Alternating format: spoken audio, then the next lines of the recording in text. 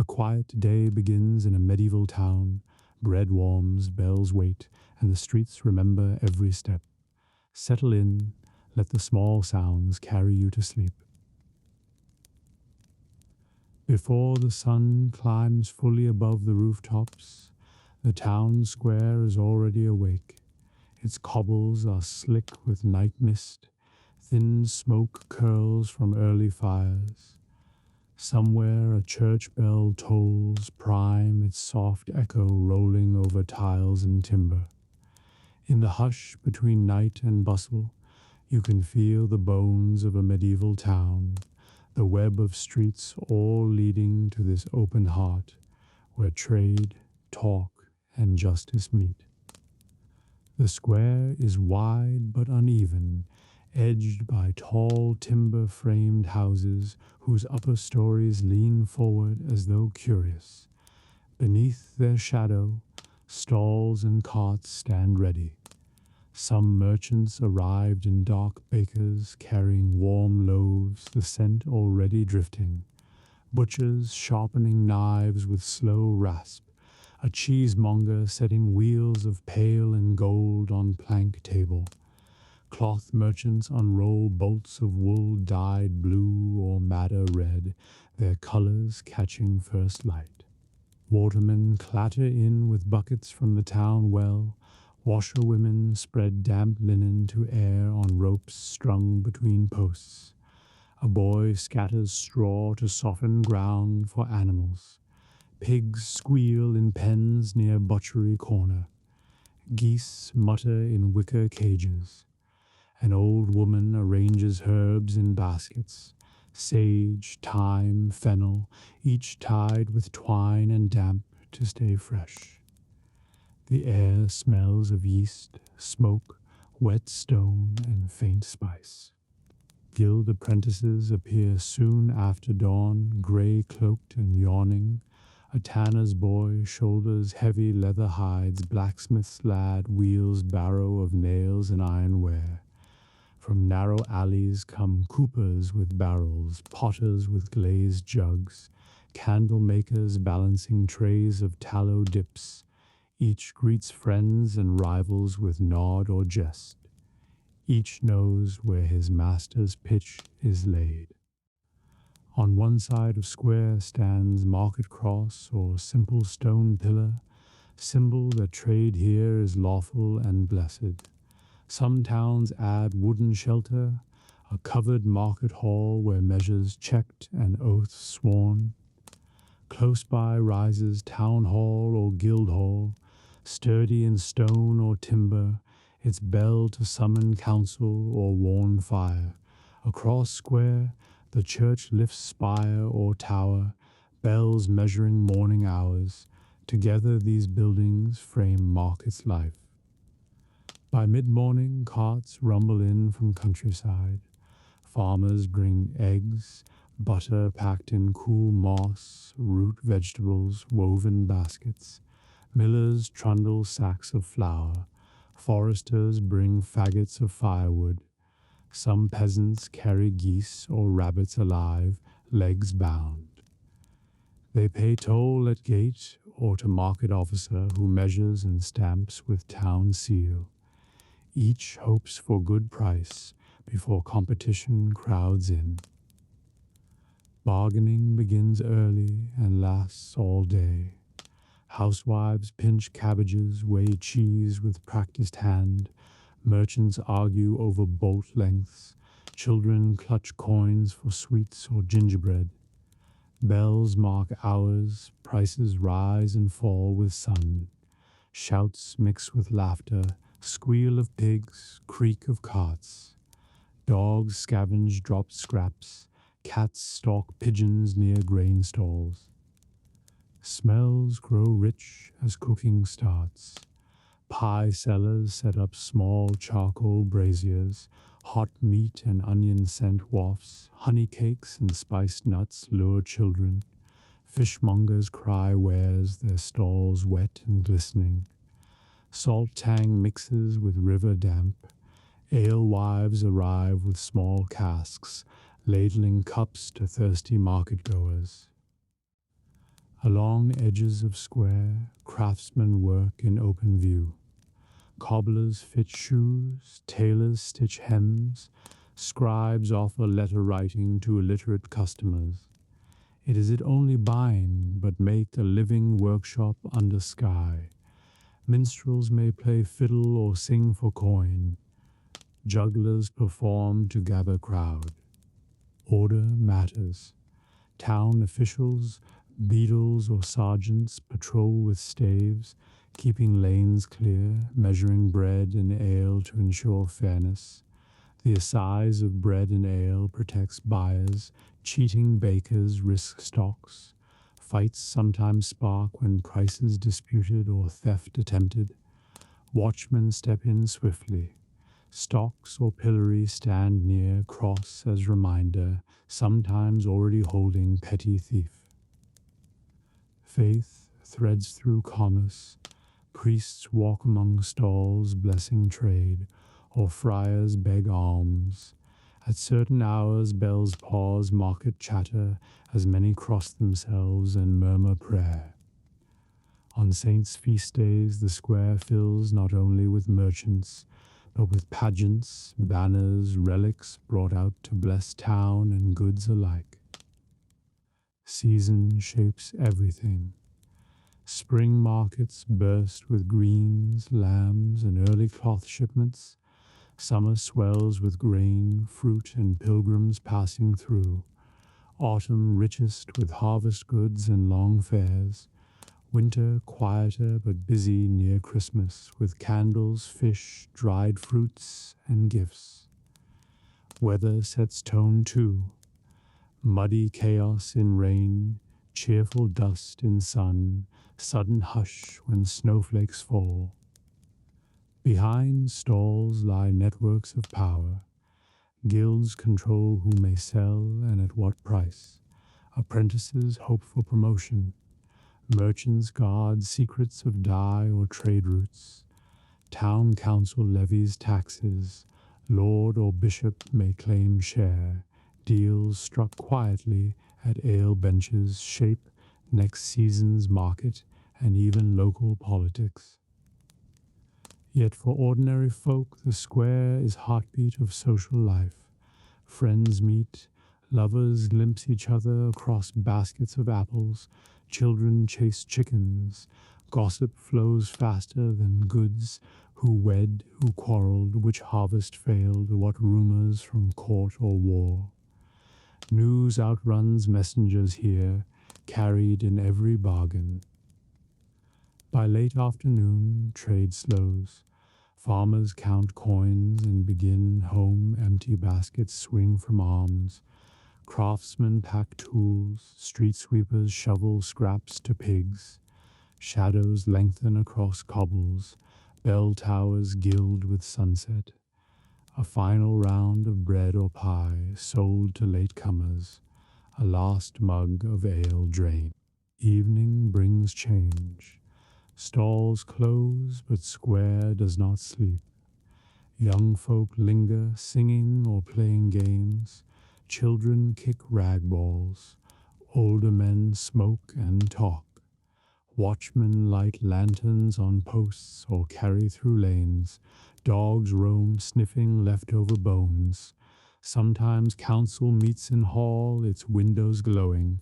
Sometimes preacher mounts cross to speak to night crowd.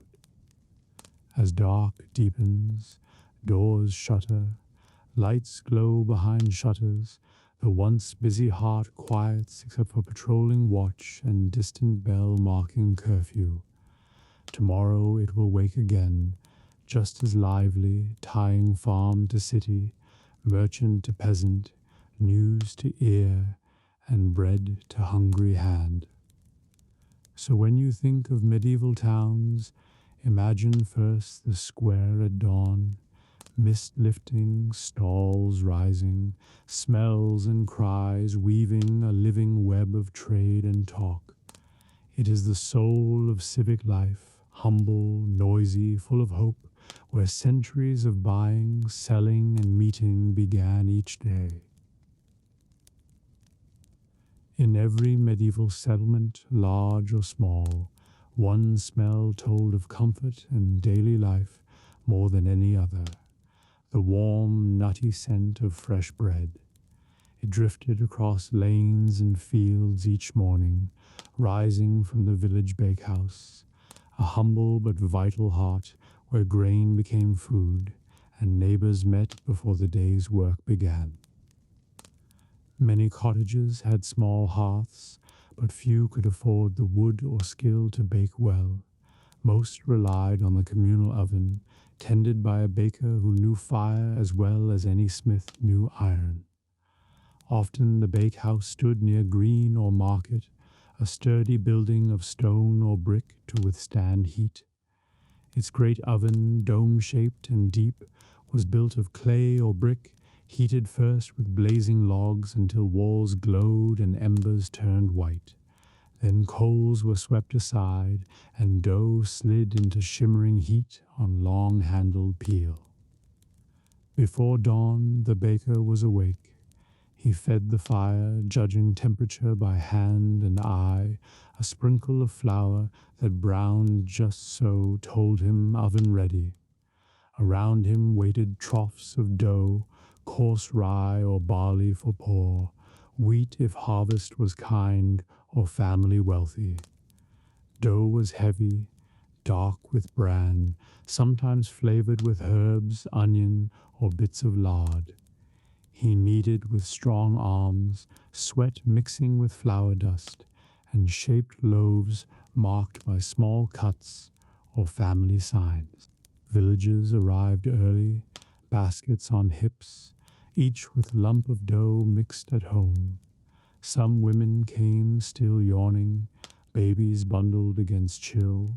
Boys carried sacks of coarse grain to be ground by nearby mill. The bakehouse buzzed with greetings and gossip, news of weather, births, harvest, and trouble. As baker raked embers and nodded, each person slid dough inside or paid him to do so, trusting his skill with fire. For those without fuel, the shared oven was blessing. Wood cost dear, and smoke laws sometimes forbade too many household fires. Communal baking saved fuel and kept bread steady for whole hamlet. It was also a place of meeting. Strangers learned names. Children played while parents waited. Midwives and reeves shared news here. Even small deals struck as loaves baked. Inside the bakehouse, air grew hot and fragrant, walls darkened with soot, light slanted through high, small window, coals hissed when water spilled. The baker, face ruddy, moved with practiced rhythm, peel loaves in, sweep ash, close heavy wooden door, tying each batch by sun or sense. No clock but his trained instinct, he knew when crust ready, by smell alone. Payment came in coins, or sometimes bread itself. Baker might keep one loaf for every dozen, or charge fee called ovenright owed to lord. In some manors, peasants required to use lord's oven and pay portion, the banal ovenright adding to village economy. Despite grumbles, this kept oven maintained and safe. Loaves emerged golden or dark, crackling as they cooled on racks. Simple rounds for poor, pletted or scored for feast days, rich manchet bread white and fine for lordly table. Children waited eager for crust ends. Workers grabbed warm loaf to eat with cheese in field. Feast days meant spiced buns, honeyed rolls, or breads shaped as animals or saints. Bread was more than food, it was life. Harvest failure meant hunger and unrest. Full granaries meant peace. A baker who cheated on weight or flour risked heavy fine or public shame. Markets tested loaves for fairness. Priests blessed first bread of new grain. Bread also served as plate, trencher under stew or meat, eaten after juices soaked in. Season flavored baking. Winter loaves were dense and dark, mixed with peas or beans to stretch flour. Spring brought first fresh grains milled after fasting, joyful lighter bread for Easter. Summer gave plenty, but also risk of fire, bakers careful with dry timbers. Autumn smelled of new harvest, barns full, ovens busy from dawn to dusk. Stories and songs surrounded Bakehouse. Children sang rhymes about bold bakers. Legends told of saint saving bread from burning or devil stealing loaf left unblessed. In some villages, unmarried girls peeking into oven on special feast might glimpse future husband's shadow. Simple superstitions tied daily bread to luck and love. Not all was peaceful. Sometimes quarrels flared, accusations of underbaking, stealing heat, or skipping fee. Baker wielded wooden peel like staff to keep order, but most days passed in warmth and laughter, punctuated by hiss of steam and thud of peel. Evenings, when work done, Baker banked coals, cleaned floor, and perhaps baked small cakes for his own family. His hands always flour-dusted, shoulders strong from kneading. He lived modest but respected. Few trades touched every stomach daily. Travelers loved village bakehouses too. Smell drew them in. A coin-bought warm loaf, comfort on road. Pilgrims carried bread blessed at shrines. Soldiers filled packs with hard biscuit that kept weeks. In towns, bakers' guilds held power. In villages, single baker was vital friend. At night, the oven cooled slowly, radiating gentle heat. Cats curled near, last light faded. Tomorrow would begin again before dawn, with flour and fire and quiet service that fed whole community. So when you imagine medieval food, think first of this place, smoky, fragrant, full of talk and patience.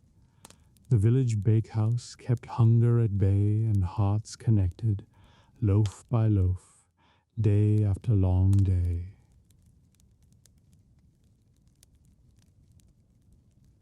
At the very edge of the town, where the cobbled streets meet the river's steady current, stands a bridge of ancient stone. Its arches rise with quiet grace, moss tucked into their crevices, and its worn surface bears the smooth polish of countless footsteps. Each day it carries wagons, riders, and wandering souls across the slow green water, yet it seems unhurried, content to watch the flow of life pass over and beneath its span. At dawn the bridge wakes to the sound of wheels and hooves. Farmers come first, their carts piled high with hay or sacks of grain. The animals snort and stamp, steam curling from their muzzles in the chill air.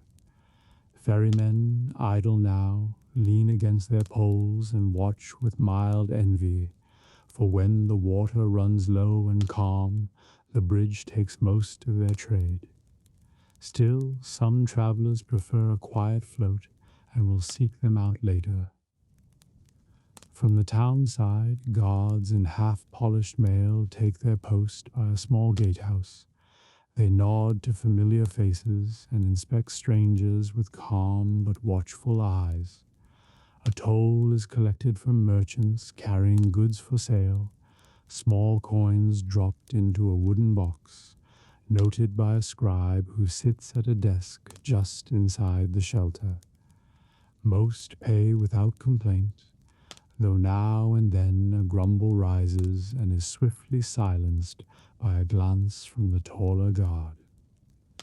As the sun lifts higher, the bridge becomes lively. Tradesmen cross on foot, balancing baskets of wares or shouldering bundles of firewood. A butcher leads a fattened pig on a rope, its squeals echoing across the water. Children chase one another along the low parapet until a guard shouts good-naturedly to keep them from tumbling in. Dogs trot at their master's heels, tails wagging, pause to sniff where yesterday's travellers spilled grain or fruit. Below, the river moves with patient strength. Its surface ripples green and brown, reflecting bits of sky between drifting leaves. Flat-bottom boats hug the banks, loaded with barrels or firewood, while small fishing craft slip quietly toward deeper water. Now and then a ferryman calls up to the bridge, offering a ride to someone who fears heights or simply craves a gentler pace. The splash of poles and the creak of ropes mingle with the echo of footsteps above. On the far side of the bridge, the road bends toward fields and forests. Travelers appear from that misty distance, pilgrims with staffs and scrips, merchants with laden mules, wandering minstrels who sing as they walk. Some stop midway across to gaze at the town's rooftops rising beyond the gate, spires catching the sun. Others hurry on, eager for the promise of warm food and safe lodging. Mid-morning brings a steady flow of life. A tanner's boy trots across with skins draped over his back. A brewer's cart clatters by with barrels bound for a nearby manor. A noble's carriage crosses slowly, its wheels rattling on the stones, while the guards bow slightly as it passes. Dust rises and falls with each step and hoofbeat, drifting down toward the water below. The toll house is never still. The scribe sharpens his quill and bends to his ledger, recording names, trades, and payments. Guards murmur to each other, keeping an eye on the crowd. Sometimes a stranger asks for directions, and they answer with brisk courtesy. Other times they step forward to settle a quarrel, two merchants disputing whose cart has right of way, or a drover coaxing a stubborn cow from blocking traffic. By midday, the sun warms the stones and the bridge becomes almost pleasant to linger on. A fisherman props his pole against the parapet, hoping for luck in the shallows where the current slows. Lovers stroll hand in hand, pause to watch the water sparkle. A peddler lays out ribbons and trinkets on a cloth, selling to those who cannot resist a small gift on the road home. The guards watch but do not interfere. They know that quiet trade harms no one. Down by the bank, children wade where the water runs shallow. Their laughter drifts upward, joining the creak of wagons and the occasional whinny of a horse. A washerwoman beats linen on the stones, her arms strong and steady, while another spreads clean cloth to dry on the grass. Ferrymen nap in their boats, hats tipped low, waiting for the rare traveler who prefers water to stone. In the afternoon, a minstrel arrives from the road and takes a seat upon the low wall. He tunes a lute and begins a gentle tune, something about far-off loves and distant hills. Passers-by drop coins into his cap, some pausing to listen, others content to let the music follow them across. The gods allow it. Music, after all, softens even a long day's watch. Sometimes excitement stirs. A noble's hunting party returns with hounds and deer slung across saddles, filling the bridge with barking and chatter. A troop of soldiers passes, armor clinking, banners snapping in the wind. Everyone steps aside respectfully as they go. Once in a while, a traveling wagon breaks a wheel on the uneven stones, and half the bridge gathers to help lift and mend it, laughing and swearing in equal measure. Toward evening, the day's work slows. Farmers return with empty carts, their faces weary but satisfied. Merchants count their earnings as they cross back toward home. The minstrel has moved on, but a potter now sits where he played, selling small jugs and cups to those who fancy a last purchase before the gate closes. The river glows gold with the sinking sun, and shadows stretch long across the stones. The guards relax a little, but remain watchful. They know that dusk could bring mischief. Pickpockets follow travelers, beggars hoping for coins before the gate shuts. They keep a steady presence, greeting friends and warning off trouble with calm authority. The scribe closes his ledger and stretches cramped fingers, rubbing ink stains from his skin. A final flurry of travelers comes before nightfall. A merchant caravan, bells jingling on the mules. A lone rider cloaked in dust, galloping to reach the town before curfew. Each is waved through with brisk efficiency. The toll chest is locked, the quill wiped clean, and the guards shift from collecting coins to simply watching the road.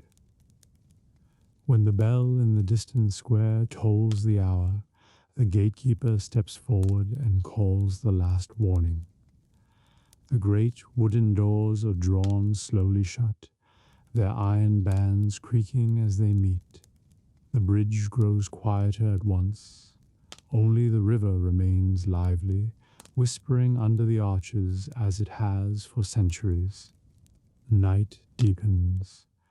Lanterns are lit along the bridge's span, their soft glow dancing on wet stone. A few late fishermen linger, hopeful for one last catch, while the ferrymen tie up their boats and head home. The guards walk their rounds, boots echoing, voices low. Overhead stars appear, mirrored in the dark sweep of water below. By full night, the bridge is nearly deserted. A dog crosses alone, nose to the ground, perhaps on its way to a warm kitchen. The toll house stands dark except for a single candle in the scribe's window, where he finishes one last line before bed. The river slides on, carrying secrets and reflections toward far-off lands. Yet even in stillness, the bridge remains alive in quiet ways. It holds the day's footsteps, the laughter and quarrels, the small exchanges of coin and kindness. Tomorrow it will feel them all again, the tramp of boots, the creak of carts, the sweet strains of some new minstrel's tune. Strong and patient, it binds town to road and people to one another, a steadfast span across tide as well as water. Step away from the noisy square and follow a narrow lane lined with timbered houses and small workshops. At its end stands a heavier, prouder building, the Guildhall. Here, behind carved doors and tall windows, the lifeblood of the medieval town is organized, protected, and celebrated. For the craftsman or merchant, this isn't just an office. It is the beating heart of trade, honor, and shared fate. The Guildhall's shape depends on wealth, but always it shows quiet authority. In some towns it is stone, with arched entry and carved shields showing tools of the trade, a shoemaker's knife, a weaver's shuttle, a hammer and tongs. In others it is timber frame yet grand, with wide porch where notices are nailed and deals struck in shadow of its roof. Flags may flutter bearing guild emblem, a painted wheel, a golden key, or simple initials. Step inside and smell polish, wool, beeswax, and old smoke. The hall is long and high, rafters dark with age. Benches line walls, a raised dais holds great chair for guildmaster. Windows are few but high, light falls in bars across plank floor. Shields, banners, or painted boards proclaim the craft's history. Perhaps a carved chest stands near, heavy with charters and precious seal that marks all official business. This space, is it idle? It is courtroom, school, feast hall, and bank all in one. Here apprentices are sworn, masters examined, disputes judged, prices fixed. The guild keeps measures honest, a standard loaf, an official ell for cloth, a marked weight for spice or metal. To cheat these is to risk fine or expulsion. On ordinary mornings, clerks sit at table copying accounts or charters. Journeymen arrive to pay dues. Masters bring complaints or proposals. The air hums with talk of trade. Which dye merchant has best madder? Which road's unsafe? Who has invented clever loom or safer lock? Decisions ripple outward to every shop and stall. When an apprentice is bound to a master, ceremony happens here. The boy, sometimes girl, kneels or bows. Parents pay small fee and promise obedience. Guild master blesses tools, needle, plane, knife. Oaths sworn to work hard, keep secrets, respect craft. Records inked into thick register. From that day, child belongs to this brotherhood. Years later, the same hall sees masterpiece judged. Journeyman presents work, shoe without flaw, chest with perfect joinery, cloth evenly woven, lock cunningly made. Elders lean close, measuring, tapping, murmuring. If approved, journeyman becomes master, free to open own shop and take apprentices. It is a moment of pride, often followed by feast. Discipline too plays out here. If baker cheats on weight, if tanner pollutes stream, if locksmith sells secrets, he may be fined, shamed, or barred. Stocks may stand outside door. Sometimes offender must parade through square. Honor matters, for guild reputation binds all members together. Feasting transforms hall. Long tables set with bread, cheese, roasted meat, barrels of ale or wine tapped, candles lit in iron chandeliers. Songs of the craft echo under rafters, sometimes solemn, sometimes merry with fiddles and pipes. On Saints' Feast, often the patron of the trade, Mass said first, then procession through streets with banners, then great meal. Here masters advise younger men, marriages arranged, alliances forged. Guild charity shines too. Chests hold funds to aid widows, care for sick, bury dead. When fire ruins a workshop, guild may rebuild. When member jailed unjustly, they may pay bail or plead case. Orphans of masters might be apprenticed to others free of charge. Through guild, craft becomes family beyond blood. Wider power stirs here as well. Guilds lobby town council, influencing laws on tolls or market rights. Wealthy guilds lend money to princes or bishops. Some raise militias when city threatened, their banners to decide politics. Their masters may serve as mayors. Beneath humble tools lies quiet might. Education blooms under guild roof. Young members taught not only craft, but letters, numbers, and law. Some halls keep small libraries of trade secrets, pattern books, or foreign weights.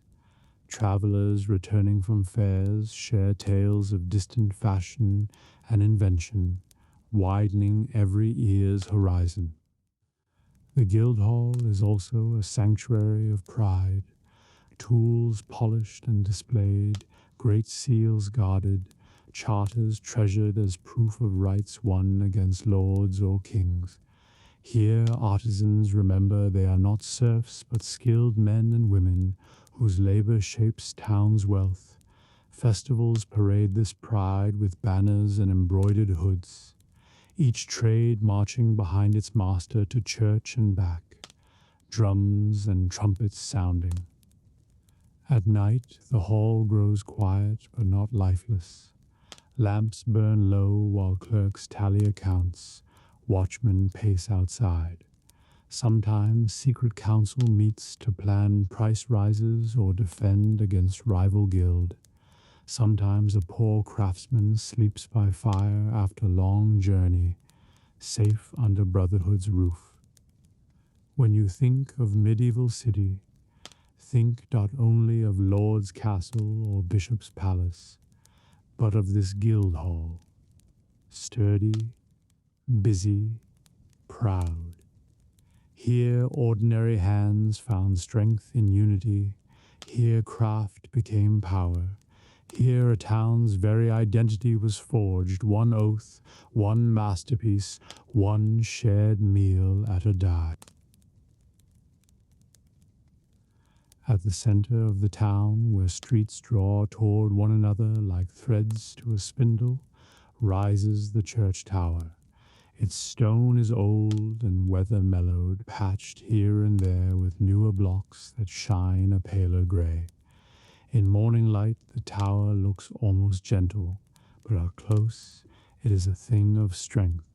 Deep-set slits for windows, a narrow door of oak bound in iron, and the faint ring marks on the step where countless feet have turned in and out.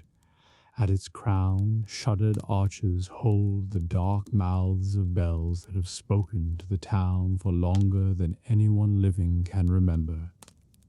Before dawn, when the streets still dream and frost sits in the seams of the cobbles, Aldrich the bellman comes with a lantern. He keeps its flame cupped with one palm against the breeze that slides down from the roofs. His cloak smells faintly of smoke and rain. His boots know every hidden dip in the worn stair. He touches the oak door as one greets an old friend and fits the iron key into its familiar bite. The tower receives him with a soft groan as it opens, stone waking to the day's first footfalls. Inside, the tower air is cool and smells of dust, damp lime, and old rope. The lantern glow finds motes that drift like slow snow, stirring as the door closes. A narrow stair curls upward against the wall, its treads cupped by centuries. Aldrich begins to climb. His left hand knows each stone of the central pier. His right hand keeps the lantern steady. The sound in the stairwell is his breathing, the leather whisper of his cloak, and once, far above, the small iron shiver of a bell settling in its sleep. At the first landing he pauses to set the lantern on a niche and lift a shutter. A thin square of damp blue morning leans into the tower. From here he can see the thatch of the alewife's house, beaded with dew, and the long dark line of the river beyond the bridge. He listens. Somewhere a baker's boy rattles a bucket. Somewhere a dog shakes off the night. The town is stirring, and the hour must be told. He climbs again, passing the clock room where a wooden face and iron hands will later mark the noon. The mechanism hums faintly even at this hour, a patient tick that belongs as much to the tower as the sparrows in its eaves. Aldrich glances at the balance, sets a small weight with 2 practiced turns of the screw, and moves on. Higher, the stair opens to the chamber of ropes, and from the darkness there breathes the dry, clean smell of hemp. Here hang the bell ropes, each threaded through the floor to the loft above. They are thick as a wrist at the base, furred smooth by palms, each finished with a woolly sally plaited in colored yarn to tell it from its neighbors. Aldrich touches them one by one as if greeting a small company. St. Michael's deep tongue, the mid-bell for work hours, the quick little angel bell that runs ahead of the rest. He takes his place, feet set, breath measured, and wraps his hands around the first rope. The first pull is a conversation with weight. The rope yields and then tugs back, and above wood and iron begin their slow swing. The tower hears this before the town does. Its stones take the tremor like a heartbeat. On the second pull, a sound gathers down the rope rise of a note not yet born, and then, with the third, the bell finds its voice. The hour strikes, 1, then 2, then 3, slow and round, rolling over rooftops like warm bread scent from an oven.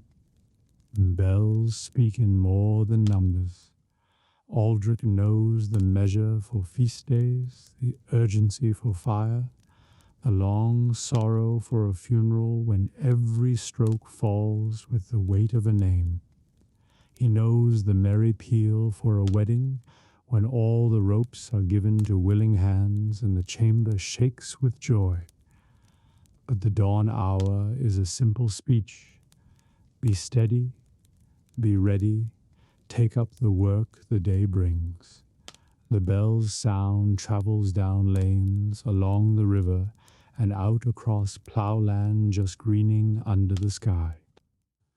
When the last resonance breaks against the tower walls and slides into silence, Aldrich coils the rope neatly at his feet and lifts his lantern again. His hands have the faint burn of hemp in them and smell of dust and wool. He climbs 1 level higher to the bell loft, pushing open a door that sticks when the wood swells with mist. The loft air is colder. Pigeons have left a few white signatures in awkward corners, and a swath of feathers tells of a hawk's swift visit last week. The bells hang like sleeping animals, their bellies dark and glossed in places by fingers and weather.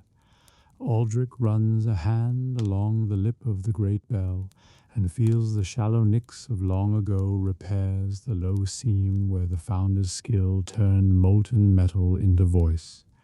He checks the clapper straps, wooden headstocks, the pins where iron meets oak, a drop of oil on a pivot, a twist of cord where a fray begins, small attentions that keep the bells honest. In the open shutters daylight grows, showing a pale east and roofs like wet scales. He steps out onto the narrow gallery that rings the loft, one hand on the rail. Here the town lies open like a child asleep. Chimney smoke no more than smudges, the Guildhall roof silver with dew, the square holding its breath before feet and hooves claim it. Downriver the mill wheel is still. Upriver a field shows lines laid for spring sowing, a pattern only the height reveals. Aldrich breathes the cold and lets his gaze rest in each quarter before returning to his task. When wind comes, it lives here first. It threads the shutters and combs the rope tails and sets the tower to a faint, unthreatening hum. On winter nights it can make the bells mutter though they do not move. Aldrich, who has climbed in storms and in the thick hush of snow, listens to wind with respect. He has known a jolt of lightning to drum through the stone and make the farthest windows jump. He has known warm summer air that lifted swallows through the arches and set them to season-long conversations with the bells. Below the loft, in the room with narrow slit for light, sits the tower's small store. Lumps of tallow, coils of spare cord, 2 wedges for the headstocks, a basket with rags, a bit of beeswax for a stubborn pin. A shelf holds a book that keeps the bell ledger, names of ringers, the occasions, the times when weather required a change. Aldrich's script slopes like a hillside, steady and brown. He adds the morning entry with a stub of quill, blowing on the line where the ink pools. As the town wakes, so too does the stair. Footsteps will come later. The sacristan with candles to place before the morning. Office, the priest, climbing with him sometimes to look upon the roofs and the weather. On holy days, boys come to pull the small angel bell in patterns they learn by laughter and correction. 2 strokes and rest, 3 and swing. Careful now, mind your hands. For now the tower is Aldrich's alone, and he takes the quiet as a gift. He goes down to the halfway landing where a little window shows the lane behind the chantry. A cat sits on a barrel, washing its face with solemn gravity. A woman opens her door and shakes a cloth into the weak sun. Steam lifts in threads from her pail. Aldrich smiles at these small signs and descends to the ringing floor for the next duty of the morning. The work bell that tells the craftsman the hour is turned. This one is brisker, a pattern that runs like a quick messenger through the streets. At the rope he sets his feet and gives the pull its spring. The mid-bell answers with a cheerful round note, lighter than the hour bell but with a soft belly to it. Aldrich shapes it into the known call, quick, quick, pause beat that sends shutters opening and doors unbarred. He can almost see the life it wakes, the smith lifting his hammer to its first strike, the weaver's shuttle taking up its dance, the potter setting a hand steady on the wheel. When the pattern finishes, the bell's last smile lingers in the dust and slips away. He takes his bread on the stair, a coarse heel split and rubbed with a crumb of cheese, saved from last night, eaten standing with his shoulder against stone. He chews slowly, listening for what the tower tells him. A change in the small tick of the clock's gut string, a rope that sings a little sharper where it rubs. He feels the day settling into its course. The lantern on the niche burns low and he pinches it out, trusting morning to finish the light. By mid-morning, the sun finds the east face of the tower and warms the stone to a faint sweetness. Aldrich opens the higher shutters to give the chamber air. He uncoils a rope and lets it lie in loose loops to ease the twist it has held since winter's wet. He tests the clappers by hand, moving each only an inch, feeling the weight his arms know so well.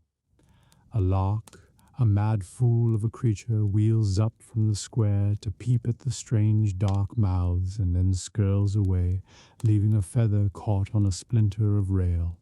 He frees it and tucks it under the ledger's cover. Below, the square is no longer empty. A girl whose hair plait shines like new straw rushes with a basket toward the baker. An old man carries a stool under his arm and sets himself at the well to tell the day's first stories to any who will listen.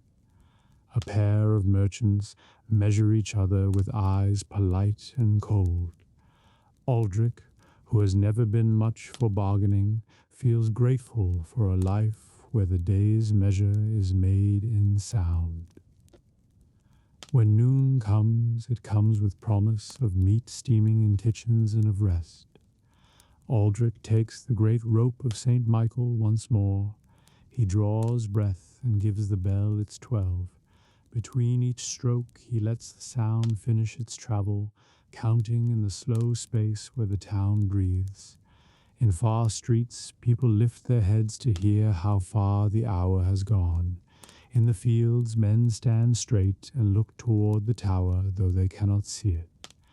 After the 12th, the air holds a moment of fullness like the top of a hill, and then slips downhill toward afternoon. Visitors sometimes climb at noon when the sacristan allows. Today, 2 children with round eyes step carefully behind their mother onto the gallery. Aldrich keeps them close, shows them the ropes, not to touch. Mine names the bells as if introducing old friends. The children whisper, and their breath makes small ghosts in the cool. He tells them, because they have asked, that the bells tasted the sky in a storm long ago and rang themselves without a hand. He tells them he once watched a flock of swifts turn all at once in the bell's echo and vanish like thrown soot. They stare into the mouth of St. Michael with reverence. Afternoon lays a hand of warmth on the stone. The clock ticks its steady thread, and Aldrich mends a splice where the rope has grown thin. He works with a sailor's patience, unlay, lay, twist, smooth, wax. He ties a stopper knot at the end where careless hands might have lost it.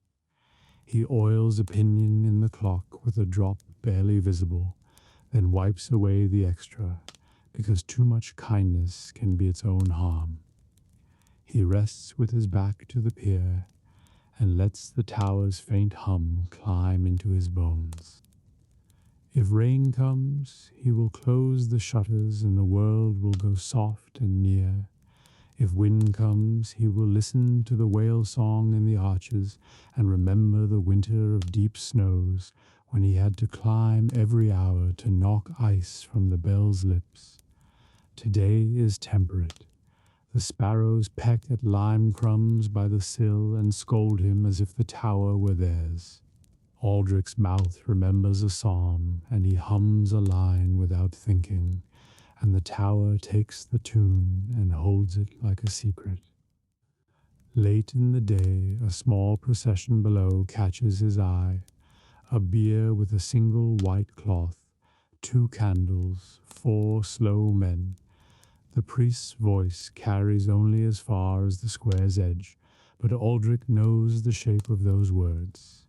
He descend. In the rope chamber he takes the mourning rope wrapped thicker to speak more gently, and draws the bell 3 times slow, 3 times slow, 3 times slow. The sound falls like steady rain. Women in doorways bow their heads, men pull caps low. The tower becomes a throat for the town's sorrow, and Aldrich is careful with the weight of it. When the bier has passed, he hangs the rope back in its place and stands a moment, with his hand resting on the woolen grip. He has a small pouch of salt and a heel of bread in his pocket.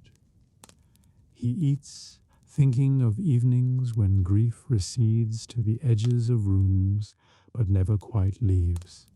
Slowly the tower room warms again to the ordinary. Distant laughter reaches him from the tavern door as someone opens it for a breath. The scent of stew coys of a lane and is lost. Vesper's bell belongs more to the priest than to the town, but Aldrich loves it too. Its pattern is patient and thoughtful. He climbs once more as the west reddens. Shadows of the bell braces stretch long across the planks. The rope fur brushes his knuckles. He rings in the measured speech that tells the church to gather and tells the streets that day is folding itself away. Even those who do not go to prayer tidy their stalls and turn their feet homeward when they hear it. At last the day's work thins to small tasks. He checks again the clock's great weight and sets its pall to the next fall. He folds 2 sackcloths, brushes a line of dust from a sill, writes a last note in the ledger about the splice. He sweeps a few pigeon feathers toward a corner, so he may carry them down in the morning. The bell ropes hang resting now, their tails like sleepy cattle in a byre. Dusk fills the stair and the gallery windows dim to pewter. Down in the lanes voices are fewer. The candlelight in windows walks the walls like tame fire. Aldrich stands on the gallery and takes the town in once more. The miller's boy fetching water, the cooper's yard with hoops stacked like moons, the bridge holding its stone breath over the river's last gleam. He lifts his cap in an old habit no one taught him and no one sees. Curfew is the last duty, and it carries a different weight from morning's call. It says not wake but rest. Aldrich takes the rope of the great bell and draws the slow wind strokes, leaving room between for the sound to find every tucked-away place. Cats pause, ears pricked. A child turns in his bed and lets go the day's last fret. A woman at a hearth eases her hands from the dough and sets the lid on for morning's rise. The bell speaks, and the town answers with shutters and latches, with banked fires and quieter breath. When the sound has gone as far as it can and faded beyond his hearing, Aldrich coils the rope for the night. He descends by lantern light once more, hand on stone, feet sure as always. At the door he sets the iron bar and checks it twice, then blows the lantern out so the tower's dark may be complete. Outside, the square is a map of small islands of flame and small pools of dark. The tower stands behind him like a resting animal. He walks home by the lane that smells of old wood and damp lime. Those he passes lift a hand, and he lifts his. No one speaks loudly. The day has been said and answered, and night now is a cup to drink from quietly. Aldrich thinks of the bells above him in their nests of oak and iron, the ropes sleeping, the clock's heart taking its careful, invisible steps toward midnight. In his small room he eats a stew warmed on coals and a heel of bread with a scrape of fat.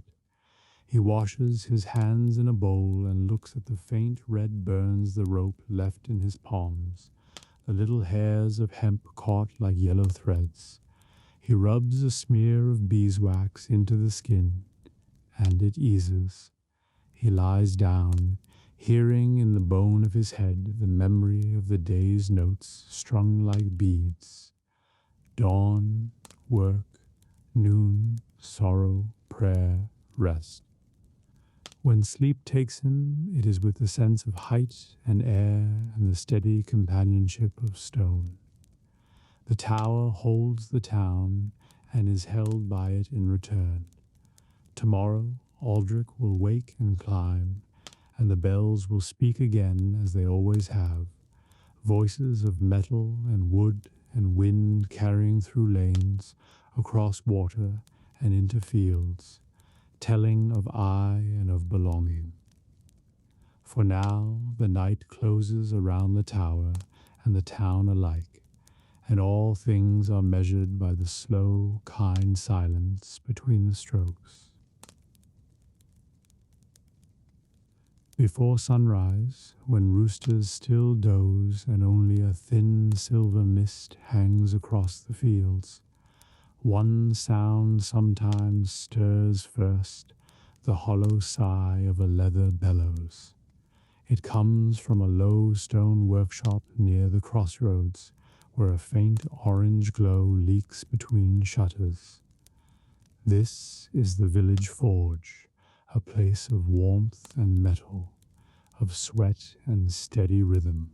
To live in a medieval village is to know this place well. You may be a farmer, a miller, a brewer, a shepherd. All roads lead here when something breaks or must be made. The blacksmith is not merely a tradesman. He is part mechanic, part engineer, part quiet guardian of the community's strength. Fire before dawn. The smith wakes before most folk. His cottage, usually attached to the forge itself, smells of smoke and warm bread left by wife or daughter. Outside, stars fade as he crosses to his hearth. Last night's coals may still hold a whisper of heat. If so, he stirs them with practiced care. If that, he strikes flint to steel, catching spark on dry moss. Soon the fire takes, feeding on charcoal he has stored all year. Charcoal is precious.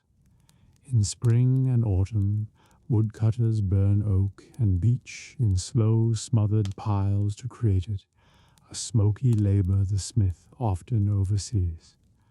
Without charcoal, his fire would burn too cool for iron. He tends the bellows, great leather lungs hinged to a beam, pumping air until the heart of his forge glows white. Sparks leap upward like small fireflies, and shadows jitter across the timbered walls. The forge smells different from any other place. Sweet, dry charcoal, acrid iron scale, damp leather, a faint tang of oil. To step inside at dawn is to enter another world, half workshop, half cavern of flame. Tools of the trade. Every tool has its spot. The anvil, massive, iron face, squats at the center like an altar. Hammers hang nearby, cross peen for drawing metal, ball peen for rounding, straight peen for edging. Tongs of every length line the wall, each shaped to grip some particular stock. Hardy tools fit the anvil's square hole, swages, fullers, cutters. Beside the fire stand buckets, one of water for quench it, one of oil for slow cooling, and sometimes a tub of sand to catch sparks or temper blades. The smith knows his tools like friends. Each bears scars of long use. Each fits his hand's memory. Apprentices are taught first to clean and return them in perfect order, for a smith's rhythm falters if he must search when metal is white hot. Morning trade. As the fire wakes, so does the village. Soon boots scuff on packed earth outside. The first arrival may be a farmer with a plowshare cracked on a hidden stone. He lifts the heavy iron onto a bench with a groan of relief. Next comes a shepherd boy clutching broken shears. A brewer's servant might appear needing a fresh hoop or cracked barrel. The smith nods, inspects, and sets each item aside, already deciding which will heat first. Payment varies. Some customers carry coin, but more often they bring eggs, butter, wool, or promise of grain come harvest. The smith keeps mental tallies. He knows which neighbors pay promptly, which struggle, which repay with favors. In a community where cash is rare, trust is as vital as hammer. Then comes the sound of hooves. Horses are the blacksmith's special pride. Whether great cart beast or small farm pony, each must be shod for work. Shoeing requires patience. The animal snorts, uneasy at sparks and clang. The smith speaks softly, lifts hoof, trims horn with practiced knife. A glowing shoe, fresh from fire, is pressed briefly to shape hoof. Steam hisses, the scent sharp but harmless. Nails are driven quick and sure, clenched tight, and the horse stamps ready for road. Farmers judge a smith by his farriery. A well-shod horse is strength for plough and wagon alike. Apprentices and learning. Few men are born smiths. Most begin as apprentices at 12 or 13, sent by parents or bound to master by formal agreement. The apprentice lives half servant, half student, stoking fire, working bellows, sweeping floor, fetching water, grinding edges. Yet he also watches how master reads iron's color, how he lifts hammer with grace, how each sound tells of heat or hardness. Training lasts years. A boy learns first to strike while master holds heavy sledging in rhythm, sparks flying. Next he shapes nails, rivets small hooks. Slowly he learns welding, heating two pieces to white, sprinkling sand, striking just so until metal fuses seamless. Only after long practice may he fashion complex items or attempt tempering of blades. When ready, he becomes journeyman free to travel and work in other forges, seeking mastery and perhaps someday opening his own shop. Guilds, where towns are large enough, protect the craft. They set prices, quality, and training standards. Even in villages without formal guild, smiths share a brotherhood of skill. Strangers passing through may trade tips or borrow coal in need. The metal's journey. Iron itself arrives by trade and toil. Local ore, dug from shallow pits or bogs, is smelted in simple furnaces called bloomeries. Charcoal feeds the fire until ore yields a spongy bloom of iron. This crude lump is hammered to drive out slag, then carted to smiths. Some villages buy bars from merchants traveling with pack horses, others smelt their own. A smith learns to judge quality by sound and spark. Good iron rings true and spit bright white sparks when ground. Poor iron spits dull red. Charcoal, too, is vital and costly. Woodsmen cut timber in winter, stack and smother it under turf to burn slowly, producing the light, hot fuel. Without steady supply, a forge cools. Thus Smith's ties to woodcutters and merchants are close. He is part of a hidden network that keeps metalwork alive. Seasons of work. The forge's rhythm follows the farming year. Spring plows and harrows are mended, horses reshod for fresh tillage, scythes sharpened for hay. Summer. Carts creak under grain, their wheels and axles need constant care. Hoes, sickles, knives pass through forge for quick fixes. Autumn. Tools sharpened for harvest, cider presses and wine screws repaired. Hunters ask for arrowheads and boar spears. Winter. With fields resting, work turns to domestic and craft. Hearth pokers, hinges, locks, cooking spit, ornate candle holders, and sometimes fine commissions ironwork for church door or weather vane for manor. In cold months, the forge becomes village hearth. People linger by fire's warmth, trading news while Smith works. Children watch sparks with awe. In summer, the doors stand wide, swallows dart in and out, and heat shimmers while sweat runs down Smith's arms. Rain on the roof hisses softly as it cools iron smoke. More than a tradesman. Because he touches every life, the smith is often trusted advisor. Travelers ask him about road conditions. Neighbors pause to share worries while waiting. He may quietly keep tally of who is struggling mending tools on credit when harvest fails. Some villagers believe forge smoke drives away illness. Horses are led in circle round fire to cure lameness. Sick children pass briefly through doorway to banish evil. The smith may smile, unsure if it works, but tradition is strong. Festivals depend on him too. For weddings he forges new locks or handsome iron gifts. For fairs he makes bells and spits. For building barns he shapes nails by handful.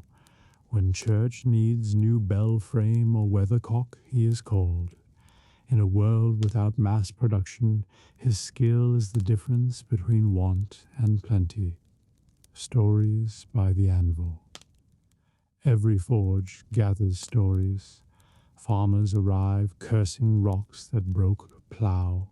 A bride might commission simple iron ring when gold is beyond reach. Once a traveling knight rides in, armor dented from skirmish. The smith and apprentice spend hours reshaping breastplate with careful blows, and by night the knight offers coin and tale of border wars. Pilgrims bring news of distant shrines, merchants tell of far cities. Thus even a quiet village learns of the wide world through forged gossip. Children beg for trinkets. Many a boy treasures first small hook or ring hammered from scrap. Some keep old nails as charms. Apprentices from other towns sometimes visit, testing skills and learning local tricks. Over years, the forge becomes archive of tiny encounters, each echoing in ring of hammer, faith and fire. Faith mingles with heat. A small crucifix hangs near anvil, dark with soot. The smith might mutter a quick prayer before tempering a blade or striking final weld. On St. Clement's Day, patron of blacksmiths, villagers bring offerings, bread, ale, candles. Sometimes the priest blesses forge itself, sprinkling holy water on anvil and bellows.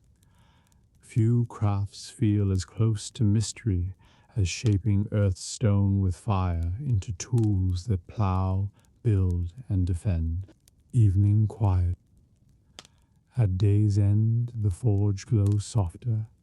The last horse shod, the last hinge filed smooth. Customers gather goods, paying in coin, barter, or promise. Children linger, sleepy in warmth, eyes bright at sparks. Apprentice sweeps floor, banks fire under ash to smolder until dawn. The smith hangs hammers, oils tongs, and steps outside. His body aches, hands rough and blackened, but heart is calm. He has kept the community alive another day, fields ready, carts rolling, doors secure. Above, stars prick a velvet sky. From cottages drift smells of supper and distant song. The forge's place in the world. In chronicles, kings wage war and merchants cross seas, but none of it would stand without countless humble forges. Each village depends on one, a quiet anchor of survival. The forge is workshop, news house, healer, and hearth. Its fire links earth to sky, ore to bread, danger to safety. So when you think of the Middle Ages, think not only of castles or cathedrals, but of this modest place, sparks flying into dusk, hammer ringing steady, a man and his apprentice shaping glowing metal, while neighbors wait and talk. It is here, in such small fiery rooms, that the true life of the age was forged.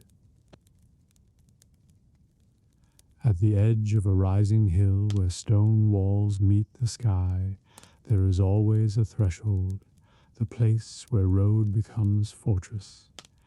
In the Middle Ages, this place was called the Gatehouse, and it was far more than a door. It was a watchtower, a customs post, a first line of defense, and a stage where the power of the Lord behind the walls was quietly displayed. Long before a traveler reaches it, the Gatehouse makes its presence felt. The road narrows and climbs. Ditches or a moat glimmer below, perhaps a wooden drawbridge spans dark water. High above, twin towers flank an arched portal, their battlements cut with arrow slits. The portcullis, a heavy grid of timber shod in iron, waits half raised like teeth. To approach is to feel watched. Somewhere behind those narrow openings, guards measure every movement. Approach begins with sound. Hooves ring on bridge planks, carts creak and groan, chains clink where the drawbridge hangs. From within come muted voices, the shift of armored men, the bark of a dog. Flags stir, smoke curls from guardroom hearth. Even the most ordinary day carries a sense of small ceremony. You are entering someone's stronghold. Travelers pause before the outer barbican, if one exists, a low-walled forecourt meant to trap enemies but serving also as waiting space. Merchants halt wagons, peasants lead pigs and chickens close, clutching permits or hoping to bargain. Pilgrims tighten grips on staves, messengers adjust packs. Here tolls may be demanded. Coin for goods, a measure of grain, or simply proof of loyalty to the Lord. Guards appear. Some wear quilted gambesons and steel caps, others chainmail with surcoats in house colors. Spears or crossbows gleam. A captain may question newcomers, name, purpose, whom they serve. Merchants show charters from guilds. Messengers produce sealed letters.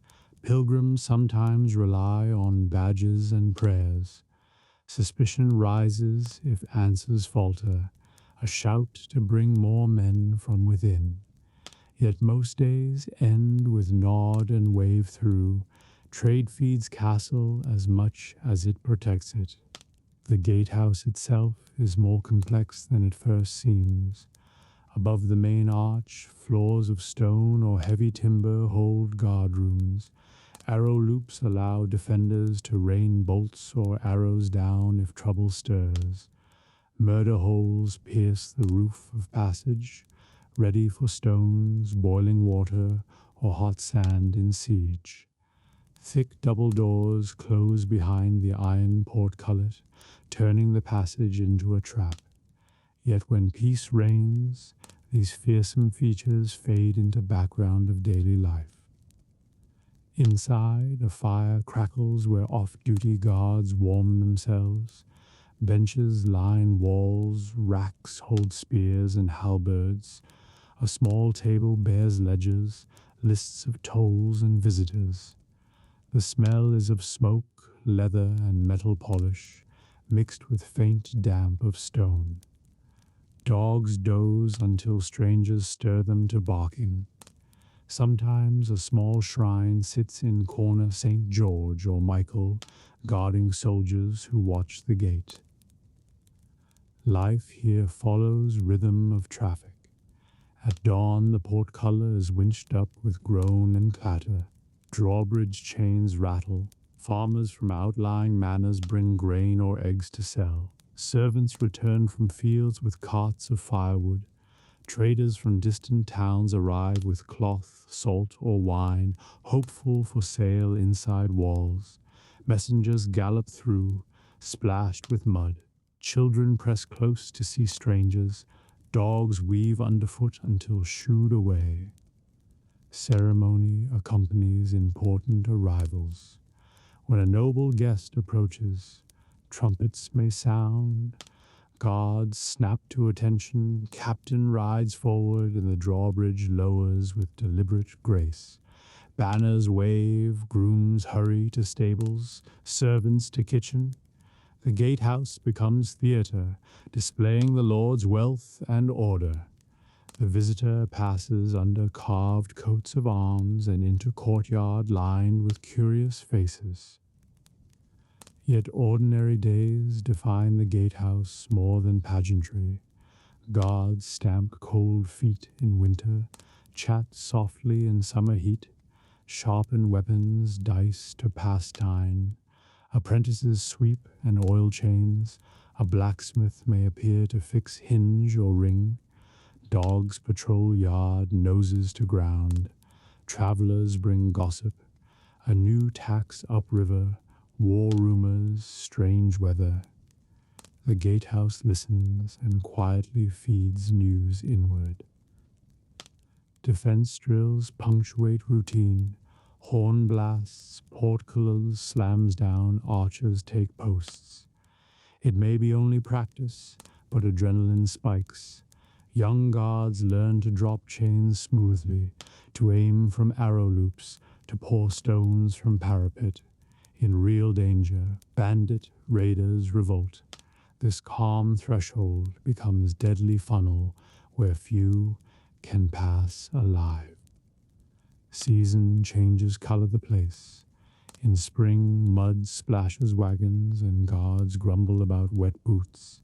Summer sees dust and heat shimmering off stone, buzzing flies, open gates for ventilation. Autumn smells of apples and smoke as harvest carts rumble in. Winter ices the drawbridge chains and stiffens hands. Travelers arrive cloaked and pale, grateful for warmth beyond. Festivals brighten it. Wreaths hung at Christmas, flowers in May, banners on saints' days. Tolls and markets grow around the gate. Where traffic pauses, vendors thrive. Pies, cheap ale, shoe repair, charms for safe travel. Children sell rushlights, beggars plead to those waiting entry. A small economy hums, watched by guards who sometimes join in buying treats. The Gatehouse also serves justice. Petty thieves caught outside may be tried in its shadow. Toll cheats punished, proclamations nailed to its door.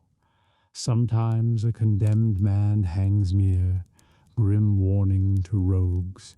Other times heralds read royal news to gathered crowd. Thus the place becomes symbol of order as well as passage. Night brings transformation. At sunset, horns sound, the portcullis lowers with heavy finality, chains clanking.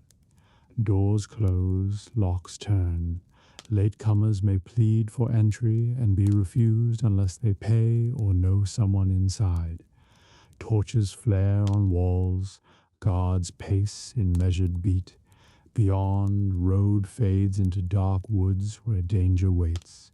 Inside, the courtyard sleeps easier knowing the gate is shut. For those on duty, night is long. They walk parapets, peer through slits, listen for hoofbeats or stealthy splash at moat.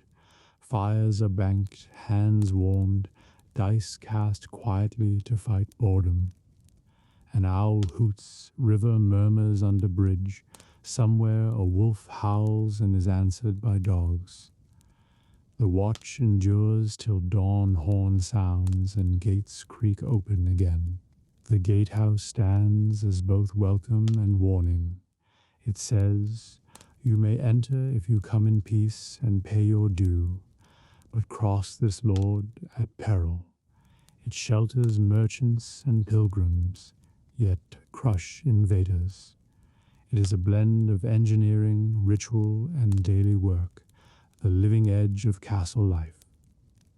So picture it when you think of medieval power was on foot horals, medieval the worst people with protection and stanna. That of fell offers mind is to hand Lord now Klingash with fennels, pround small hillity. I will work with that Denis Lobelo Calorotic, the hound to wear countryside tiles of Sudfell, the Legre Blanche Heverton and ever. Growly Gzossel Prittle, wrong shuffle, inner life or landscape self. Medieval Europe within cold, they gont in how much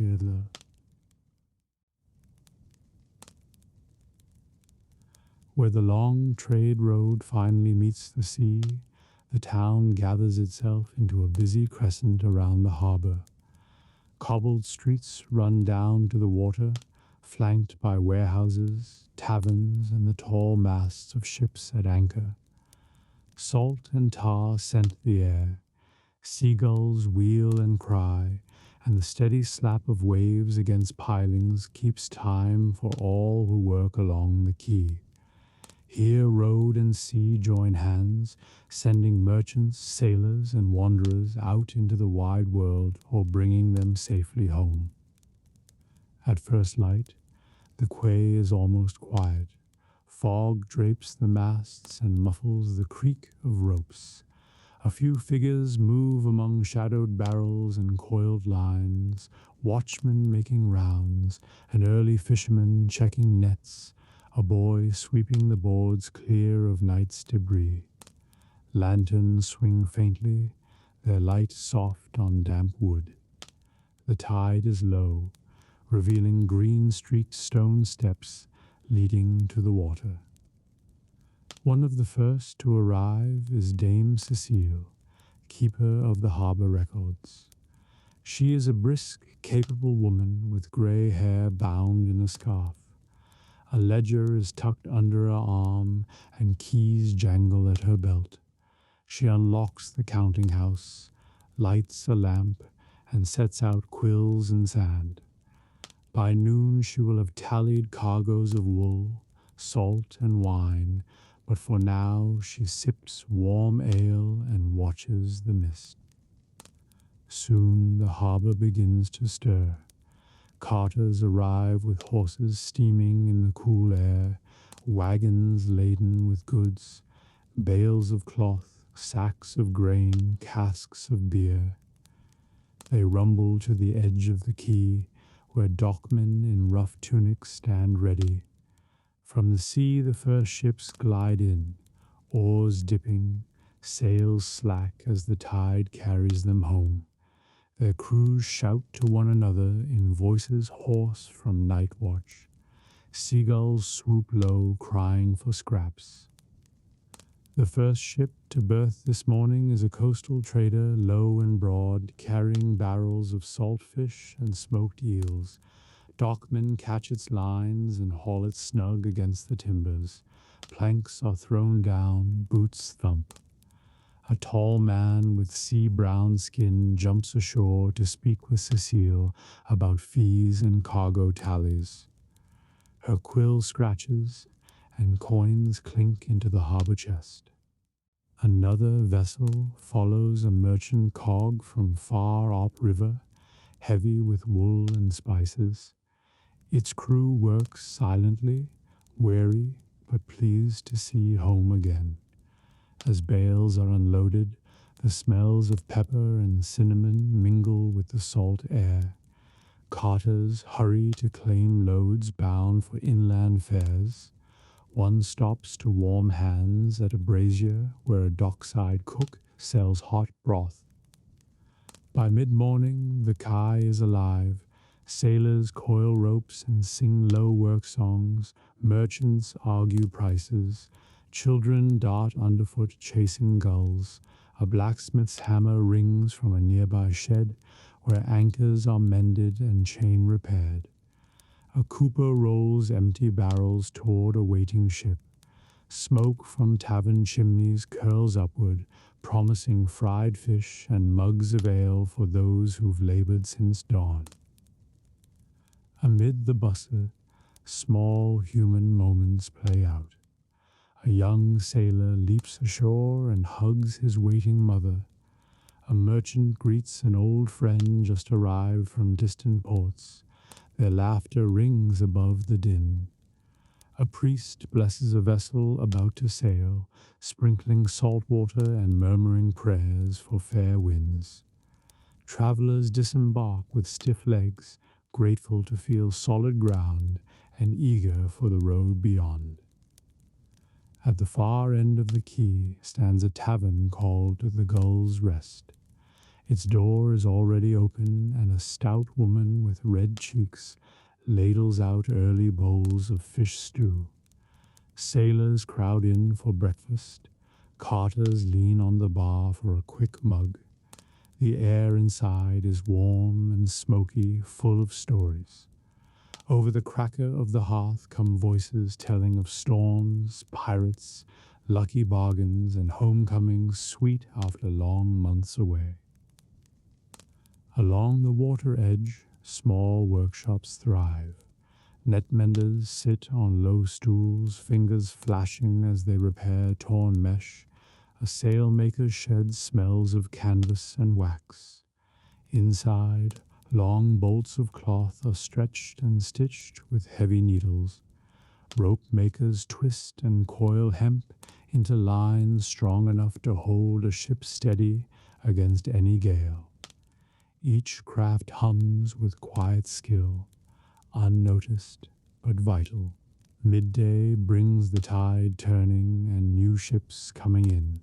One is a river barge heavy with grain, another a sleek vessel from across the narrow sea, its hull dark with pitch and its crew foreign tongue. They unload bolts of fine cloth and casks of olive oil, and curious townsfolk gather to watch. Children marvel at the sailors' bright sashes and earrings. Merchants appraise goods with shrewd eyes. Cecile moves among them all, recording cargo and coin. She speaks with dock captains, settles disputes, and sends messages to the Guildhall when a valuable shipment arrives. Her calm presence keeps order even when tempers rise over tariffs or delayed unloading. Everyone knows that without her ledgers the harbor would dissolve into chaos. In the afternoon, repairs begin in earnest. A ship newly docked hauls down a torn sail. Men climb the rigging like spiders to patch it. Another crew hammers planks into place where the hull has sprung a leak. The smell of tar thickens, warm and sharp. A boy apprentices to the shipwright, fetches nails, and listens wide-eyed to tales of far voyages. Not all is work. Musicians sometimes wander down, fiddles and pipes, playing for coins tossed by sailors glad to be ashore. Lovers stroll arm in arm, watching gulls dive. A painter sets up an easel to capture the busy scene. Masts against sky, water shining like pewter. Children toss pebbles to startle fish below the pilings and squeal at the splashes. Toward evening, the light turns golden, gilding ropes and waves alike. Ships ready to sail cast off lines and drift toward open water, sails swelling as the wind rises. Crews call farewells to those on shore. Merchants watch their goods vanish into distance, hoping for profit on the far side. The road has ended here for some, but for others it begins again on the sea's path. The taverns grow lively as work ends. Sailors spend earned coin on hot food and drink, telling tales louder now. Carters sing rough songs before bedding down in their wagons.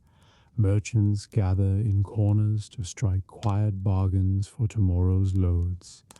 Laughter and clinking mugs mix with the sound of gulls settling for night.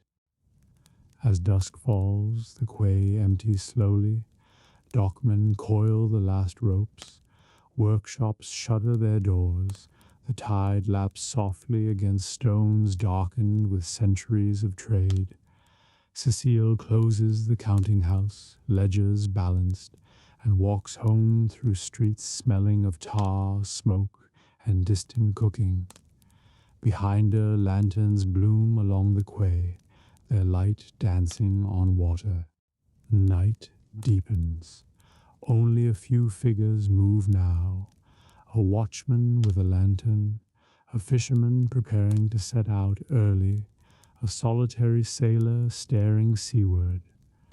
The harbor itself seems to sigh after a long day.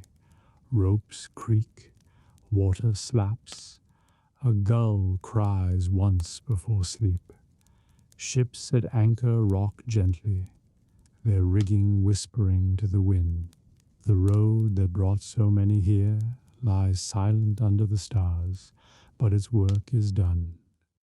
Goods have changed hands, letters have arrived, travelers have found passage.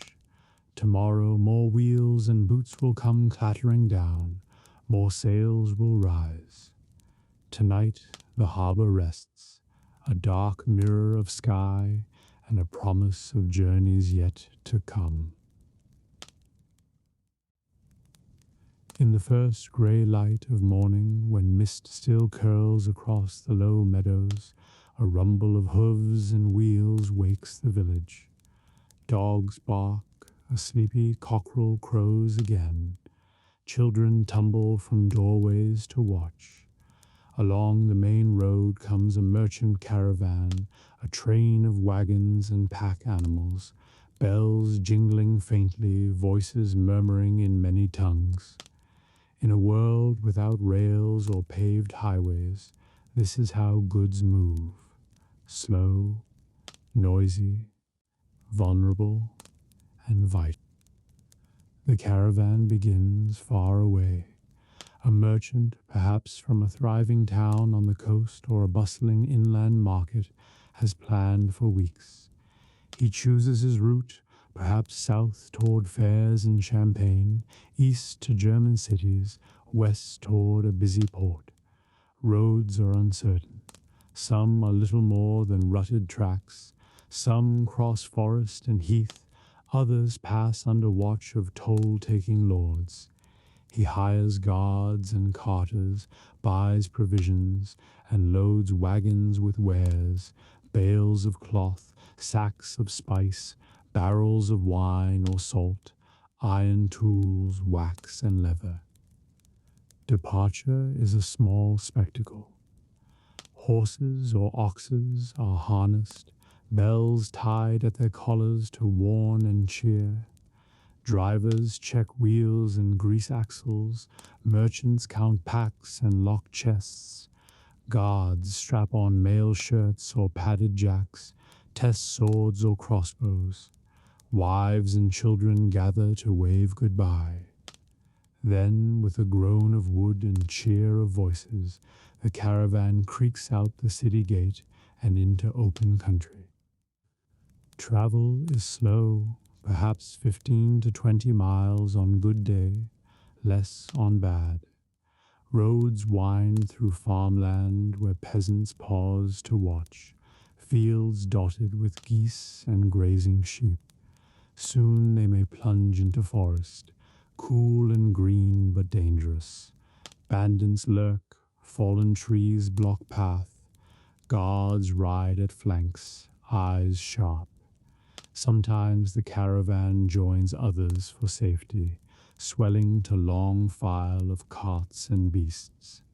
The sound is constant, hooves, wheel squeal, harness jingling, teamsters shouting "Hoo" or "Gee" to steer.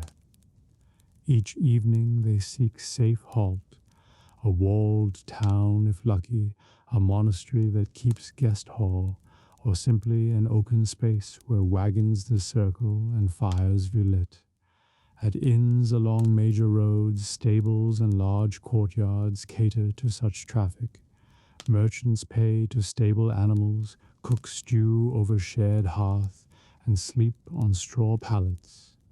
Stories fly, news of politics, rumors of war, prices in distant markets, guards dice in corners, carters sing. Supplies are vital. Each wagon carries barrels of water or wine, sacks of oats for beasts, dried meat, bread, onions, hard cheese. Blacksmith tools ride along, spare shoes, nails, grease. Accidents happen daily. A wheel breaks, an axle splits, a horse goes lame. Then the caravan halts, men gather, repairs are made under watchful eyes. Time lost can mean danger if night falls in lonely place. Tolls punctuate the road. Every petty lord with bridge or hilltop tower demands fee. Sometimes it is fair coin, sometimes extortion. Wise merchants travel with letters of passage, stamped with seals of princes or powerful guilds. Even so, bribes and bargaining are common. Guards show strength, but know when to yield. Better pay a silver than fight a small war. The cargo shapes the caravan's mood.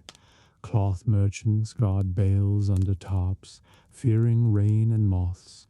Spice dealers sniff air for damp. Wine merchants wedge barrels tight, and prey wheels hold on rough hills. Salt trains are dusty but steady. Ironmongers clang and rattle with tools and nails. Sometimes exotic wares ride amber from Baltic, silks from Italy, pepper from the Levant. Curious villagers line roads to glimpse such wonders. Religious life accompanies travel. Each morning some cross themselves before setting out. Many wear amulets or badges from past pilgrimages. When passing shrines or roadside crosses, drivers may pause, mutter prayer, or leave coin for protection. A traveling priest or monk may ride with caravan, say mass when safe stop is found. In dangerous stretches, prayer mixes with sword at the ready. Weather rules all. Sunshine and firm ground mine easy progress. Rain turns track to sucking mud. Wagons bog to axles, men and beasts strain, shouting and cursing. In winter, snow could trap caravan for days. Frozen rivers are risky crossings. Summer heat exhausts animals. Water runs short. Merchants study skies, consult local wisdom, and sometimes wait in town for better days. Markets and fairs are bright reward.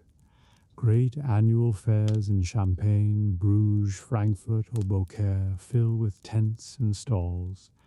Caravans arrive dusty but triumphant. Goods are unloaded, measured, displayed. Buyers throng. Nobles seeking silks, guilds ordering wool, peasants buying salt or cheap cloth. Deals are struck with handshakes and sealed with wax. Coins clink, scribes record, and merchants taste the sweet relief of profit. Fairs are also social whirl. Jugglers, minstrels, cooks, and thieves alike gather. News from far lands spreads, alliances form, marriages are arranged. Merchants who have seen one another only by letter now share wine and stories.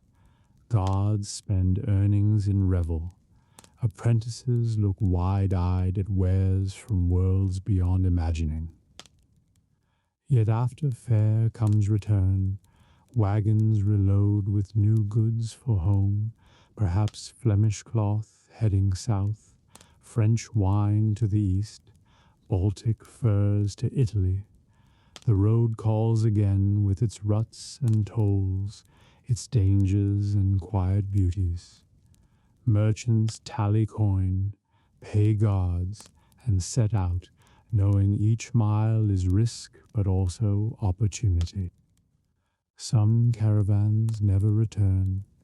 Bandits or war may scatter them, plague to strike and root. Others grow legendary, a bold crossing of Alpine pass in storm, a rescue of stranded pilgrims, a caravan that reached port just before blockade and sold goods for fortune. Tales of such journeys spread in taverns, inspiring young apprentices to dream of road life. For the medieval world, these caravans are lifelines.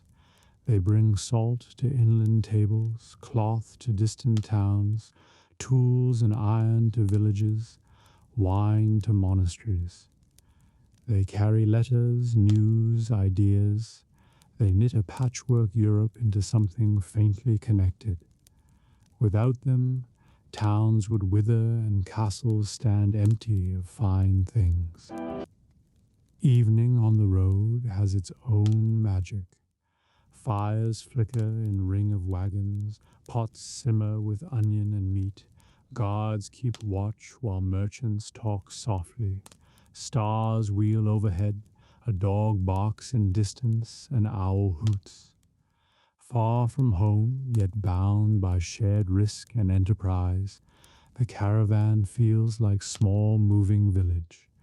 Tomorrow they will rise and creak forward again toward markets and unknown miles. So when you think of medieval commerce, picture not only tall ships and city fairs, but these slow, determined trains of carts and pack horses. Picture merchants counting coins by firelight, guards scanning dark woods, and drivers coaxing weary oxes through mud. The merchant caravan is trade made flesh, fragile, stubborn, and the beating heart of connection in a world without easy roads. Where the great road bends toward the hills and the fields give way to rougher ground, there stands a small stone chapel. Its walls are simple and a little weathered, roof dark with lichen, door of old oak bound in iron. A bell hangs in a narrow arch, ready to be rung by any traveler seeking welcome. Many pass this way, for the road leads toward holy shrines and far monasteries, and weary feet often long for a place of prayer and rest. At dawn, the chapel keeper rises from his small adjoining cottage. Brother Audric is gray-haired and gentle-eyed, his hands strong from years of humble tasks. He lights a fire in the hearth and sweeps the chapel floor, his broom whispering over ancient flagstones. Dust drifts upward in thin beams of light from the narrow windows. By the time the sun clears the trees, the little church is warm and clean, ready to greet whoever the road might send. Inside, the chapel is plain but full of quiet grace. Whitewashed walls curve simply upward. A few saints' images hang, painted long ago but still kindly in their expression. At the front stands a single altar, draped with linen, a small wooden cross above it. Beeswax candles wait to be lit. The scent of old incense clings faintly to the stones, mingling with the smell of fresh rushes strewn across the floor. Audric begins the day with prayer.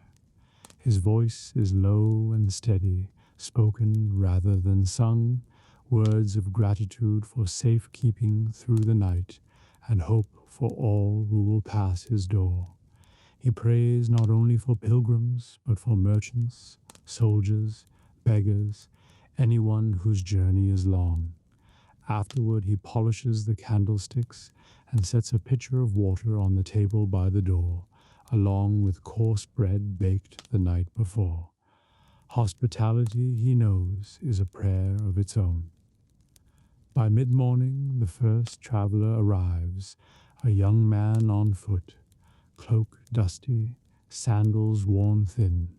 His face is tired but hopeful. Odric meets him at the door with a nod and offers water and bread without a word. The man drinks deeply, eats slowly, and then kneels before the altar, silent for a long while. When he rises, he leaves a single small coin on the table and thanks the brother softly before going on. Not long after comes a merchant with a mule laden high. He does not stay long, only enough to rest the animal and light a candle for safe trade ahead. Odric helps him find a place to tie the mule in shade, then returns quietly to his sweeping and tending. The merchant leaves with a nod, steps brisk again. The little chapel stands ready for the next soul. Sometimes the visitors linger. A mother with 2 children arrives at midday, carrying a basket of apples to sell in the next town. She asks if they may eat in the shade. Odric gladly offers water and shares what bread remains. The children whisper questions about the statues and the candles. The mother hushes them gently but smiles. Before leaving, she presses 2 apples into Odric's hands in thanks. Afternoon passes in gentle rhythm. Odric mends a bench with careful strokes of a small plane, or tends the small herb garden behind the chapel mint. Time, a few healing simples for travelers who arrive with blisters or aching heads. Bees buzz lazily among the blooms. The sound of the road comes and goes, a wagon here, a rider there, footsteps fading toward the hills. Now and then Odric rings the bell. Its mellow note drifts across the fields, a signal to any nearby wanderer that refuge is here. He remembers his own pilgrimages of youth, the long, weary miles, the relief at finding food, water, and prayer. Each guest who comes through his door seems to him a living echo of those days, and he serves them as he once longed to be served. Toward evening, a small group of pilgrims arrives together. They are dusty but cheerful, singing softly as they approach. Odric greets them with warmth, and soon the little courtyard fills with gentle bustle. Shoes off, feet bathed in the basin, cloaks shaken free of dust. He shows them to the chapel, where they kneel together and pray aloud, voices weaving into a humble harmony that fills the small space like incense. After prayer, he guides them to the cottage kitchen. There he shares a simple meal, barley broth flavored with herbs, coarse bread spread with honey, fresh water from the well. The pilgrims eat with grateful smiles, sharing tales of the road rainy nights under hedgerows, kindnesses from strangers, the beauty of far valleys. Odric listens with quiet joy, asking little but nodding often. When the meal is done, the pilgrims help with small tasks, sweeping the yard, gathering kindling, mending a loose strap on the well bucket. Work and fellowship mingle naturally. No command is needed. As dusk falls, Odric lights the chapel candles. Their glow turns the white walls golden, and shadows sway softly across the saints' painted faces. Evening prayer is simple. Odric leads it in calm voice, and the pilgrims join. They pray for safe travel, for those left behind, for strangers they may meet tomorrow. When the last Amen fades, silence holds for a long, gentle moment. Outside, night birds begin to call. The air cools and smells of damp earth and distant water. The pilgrims sleep in the loft above Odric's cottage, on straw beds clean and sweet with rushes. He offers them blankets and a blessing, then retires to his own narrow cot below. The night is peaceful but not empty. Frogs croak from the marsh nearby, the river hums softly beyond the fields, and the faint glow of the chapel lamp promises comfort to any traveler still on the road. Sometimes, though, the night brings need. A knock may come soft but urgent. Tonight it is a soldier with a limping horse, armor dusty, face drawn. Audric wakes at once, lights a lantern, and opens the door with no question but, "Are you hurt?" The soldier shakes his head, thirsty and weary. Soon he is sitting by the hearth with a cup of water, the horse fed and rubbed down in the yard. Gratitude shines in his eyes brighter than any coin he might give. Before dawn, Audric wakes again to tend the fire and ready the chapel for another day. The pilgrims stir, shouldering their packs with murmured thanks. Some leave small offerings, a coin, a loaf, a prayer whispered over the altar. They step into the early mist with lighter hearts, while Audric sweeps the floor and lights fresh candles. The chapel must always be ready, for the road never sleeps long. As the sun rises, its first rays touch the small stone building, turning the lichen bright gold. Birds sing in the hedges, and the bell waits to call once more. Audric stands at the door a moment, breathing the cool morning air, feeling the quiet strength of his little post on the pilgrim road. Then he returns inside to pray, to bake, to sweep, to keep watch for those who walk in hope and wariness toward distant holy places. The chapel is humble, and yet it holds a great peace. Each visitor leaves a trace, a whispered prayer, a coin, a story. Over the years, these gifts have built an invisible treasure of kindness and faith, stronger than stone, and so the little refuge endures, steadfast beside the road, its door ever open to the traveler, its bell ready to ring for all who need a place to rest and remember that they are not alone. Dusk slips along the eaves and finds a door standing open to a room that smells of beeswax and clean wick. The candlemaker ties his apron with a practiced tug and listens to the slow breath of kettles settling. It has been a good day for wax, warm in the afternoon, cool now, the sort of weather that lets light be born with patience. On the bench stand rows of cooling tapers like a quiet company in simple robes. Each one holds the memory of a hand that turned the dip rod and lifted it just so.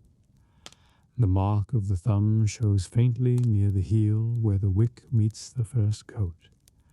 The candlemaker runs a finger along a line and smiles at the even fall of wax. Work that lands level makes sleep generous. He checks the molds that wait for tall candles meant for altars and for the long tables of houses where guests will break bread slowly and remember to laugh. The molds are lined with a slip of tallow and faith. He sets his palm on the metal as if greeting an old friend. The metal answers by giving back the day's stored warmth. Wicks lie coiled in a bowl. Each length has been twisted from linen that lived a first life as a shirt. Cloth that held a child on a winter morning. Cloth that learned summer sweat at the field's edge. Cloth remembered by hands. Now the threads will carry flame. The candlemaker blesses the bowl with a nod that no one will see. The apprentice comes in on quiet feet and sets a wooden ladder across the lip of the wax kettle. He knows the rule by heart. A ladle waits with its handle pointing to the right, so a tired hand will not knock it. He fetches clean water in a jug and places it near the door where night air will keep it honest. He sets 3 taper rods across pegs to be sure their strings will not tangle while they rest. A customer taps at the sill, a neighbor with bread to trade and a story to tell. She needs 3 small candles for a sick room and 1 for the window because a man come home late from the mill this week. The candlemaker listens and chooses 4 from the row. He weighs them in his palm as if weighing a promise. He wraps them in linen that smells faintly of lavender and ties a cotton thread around the bundle with a simple bow that any hand can undo in the dark. They talk about the town as the kettle mutters.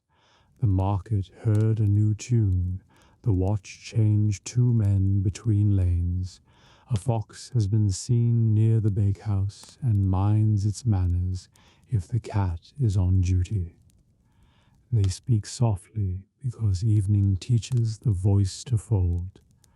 The neighbor leaves with bread smaller than when she arrived and with candles larger than hope expected. The apprentice trims old wicks from stubbed ends collected in a clay jar. He saves each stub because tomorrow the ends will be melted into new light. Nothing wasted, the master says, and the apprentice has learned that this is about more than wax. He has learned to set aside temper and to melt it back into patience. He has learned to set aside haste and to fold it into useful speed. A small book lies open near the window. In it, the candlemaker writes notes that are not numbers alone. Weather kindly clouded at noon, bees quiet in the lane by the herb garden. Wax took the dip with a mind to behave. He writes of customers, too. Woman with the laugh that starts in the eyes. Boy who asked whether fire sleeps when we do. He copies a proverb he heard from a monk. Light is the breath of work well done. He does not know if it is true. He knows it feels true when the room smells like this. He checks the tallow that will be poured into small boats for travelers who must be careless with coin but careful with dark. Tallow has its own character, less sweet on the nose, more stubborn at the lip. He honors it all the same. A cheap flame that keeps a mother from stumbling at night is not small in the accounting of the world. The door shows a thin stripe of town beyond. A pair of children hurry past with a loaf between them and laughter that could ignite lanterns. The candlemaker leans against the frame a moment and breathes the cool.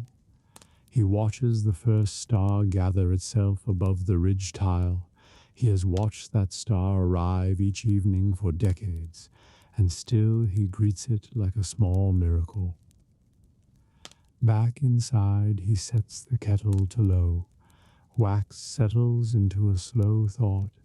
He lifts a dip rod with its hanging pair and lowers the twins to their shoulders. Up again, and a slow turn so the coat wears even. He repeats the work with the gentleness of a person braiding hair for someone loved. The apprentice counts aloud under his breath to keep the rhythm. 1 for the morning, 2 for the noon, 3 for the evening that holds. In the corner stands a basket of comb cappings gathered from hives kept at the edge of a field where clover teaches bees to sing. The fragments glint like amber leaves. The apprentice will melt them tomorrow and strain them through cloth that once carried apples. The master shows him how to fold the cloths so that the clear stream becomes like a small river with its own bank. He says, "Do not rush the pour. The wax is listening for your hands." A bell in the lane takes a slow step toward the hour. The master checks the long molds and decides the night air will do the last cooling. He eases the metal collars away with a tender twist. The candles look up from their new shapes as if surprised to be tall. He sets them on a board lined with straw so that no edge will bruise. A woman from the abbey arrives with a basket and a quiet voice. She brings back 3 stubs tied with twine. She asks for a pillar blessed by patience rather than ceremony. The candlemaker understands. He chooses a candle that took its tie and never hurried. He says it will burn steady on nights when someone needs words that travel lightly. The woman smiles as if she could already see the flame. The apprentice asks a question that has waited all week. Why does a flame dance even when the room keeps still? The master thinks and gives the answer he believes tonight. Because air enjoys moving toward warmth and then away again. Because light is a pulse like a heart. Because dancing is what joy does, even when it has not been invited. The apprentice considers these and nods as if they all can be true at once.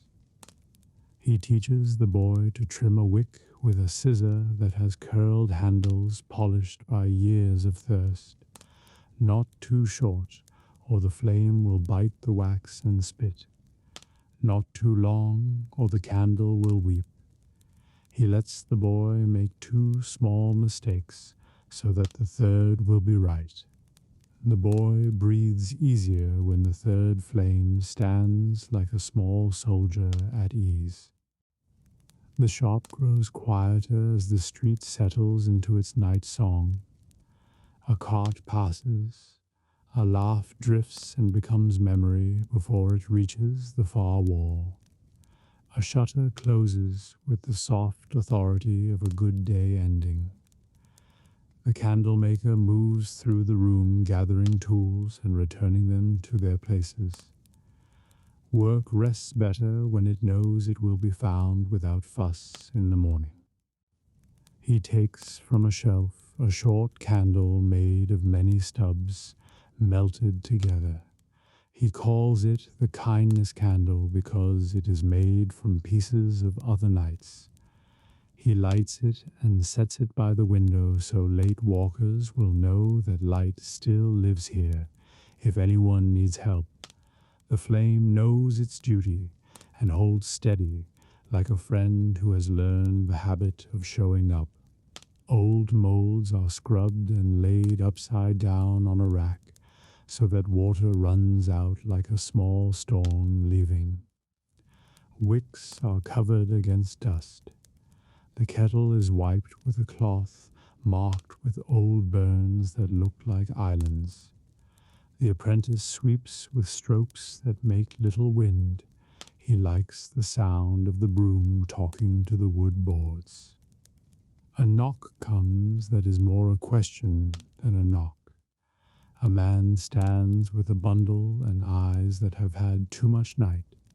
He asks if there is a candle that can burn in a room where someone is leaving the world. The candlemaker places a hand on his shoulder. He chooses a tapered pair and binds them together with a soft tie that will slip at a touch. He says light one when the breath grows thin and the other after. He does not explain why. The man nods as if he understands more than he can say. When the door closes, the apprentice wipes his cheeks with the back of his hand and pretends it is sweat. The master pretends not to see and pours a small measure of warm water. He adds a drop of honey and passes the cup. They drink in silence until the room hears only breathing and the quiet wish of flame. He shows the boy how to prime a wick for the morning. Dip, lift, cool, twist lightly. He shows how to store rods so that chords do not learn stubborn curves. He shows how to fold the shop rag in fourths, so that each face goes farther and no corner is wasted. The boy repeats the motions until his hands learn without help. Outside, the lane thins to the footsteps of a watchman and the soft, private speech of cats.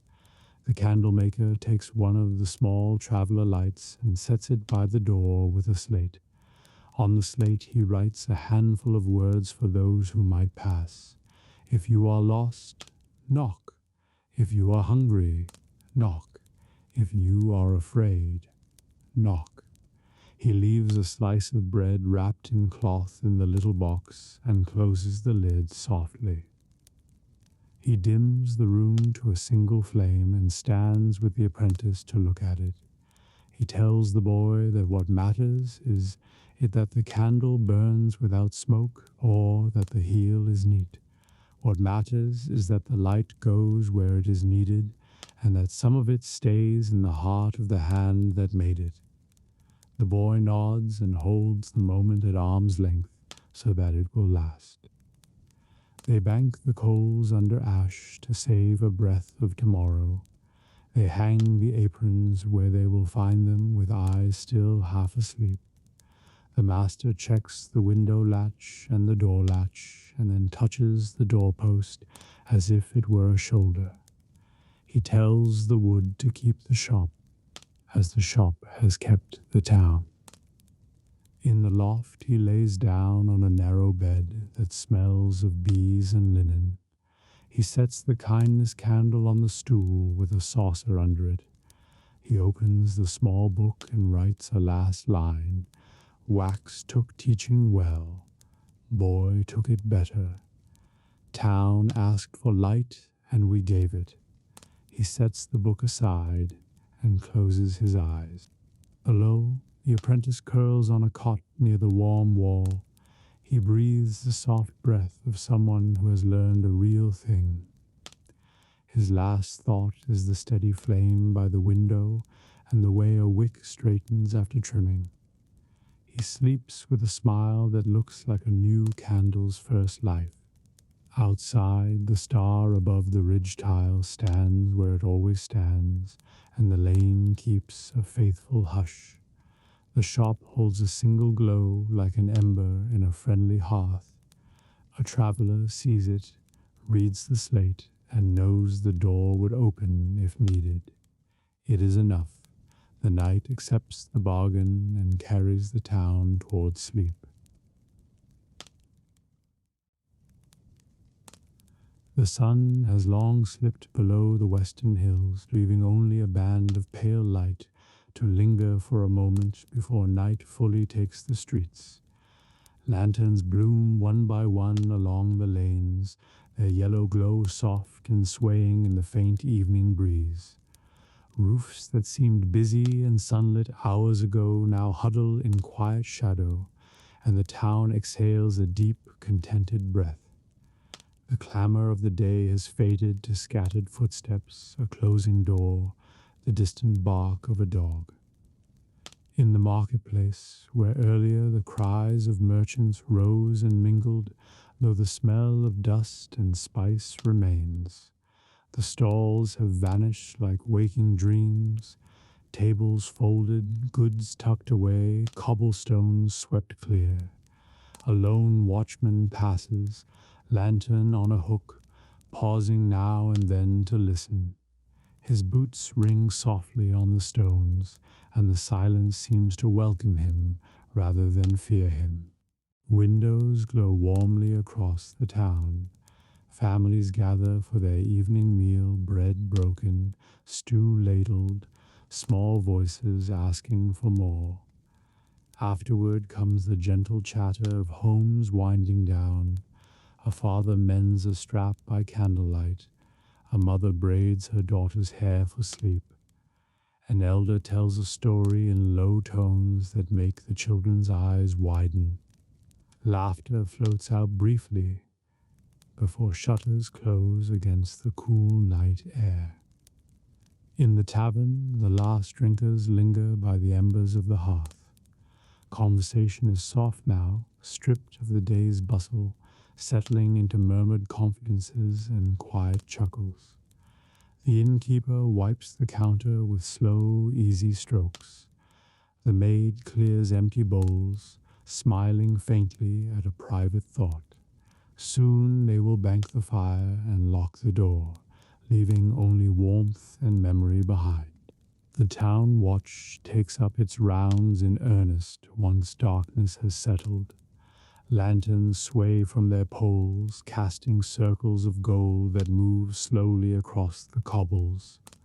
The watchmen walk in pairs, boots steady, halberds rested lightly on their shoulders. They know these streets well. Creak of each signboard, the way a loose shutter rattles in the breeze. Now and then they pause to exchange a word with a late traveler or a baker preparing early bread. Near the gate, the bridge lies quiet under the stars. Its stones still hold the day's warmth, but they are empty now save for the guards pacing with calm diligence. Beyond, the road stretches dark toward distant villages, but few dare it at night. The river below whispers to itself, catching glints of starlight on its rippled surface. Somewhere, a fish leaps with a soft splash and is gone again. In the narrow lanes, cats claim the silence. They slip along walls, tails high, their paws soundless on worn stone. Some hunt, some merely prowl, rulers of this quiet kingdom while humans sleep. A shutter creaks open just enough for a hand to toss a scrap to a waiting feline before vanishing again. The cat eats in peace, eyes gleaming faintly in the lantern's glow. Above, the night sky spreads deep and clear. Stars prick the darkness, familiar and comforting to those who glance upward while walking home. A single tower bell strikes to mark the hour, slow and sonorous. Its voice rolls through the empty streets, over rooftops, across the quiet fields beyond, then fades into stillness once more. In the houses of craftsmen, tools rest where they were left. Awls and hammers sleep beside finished shoes. Needles gleam faintly in the dark beside half-mended cloth. Tomorrow will bring new work, but tonight the benches are quiet.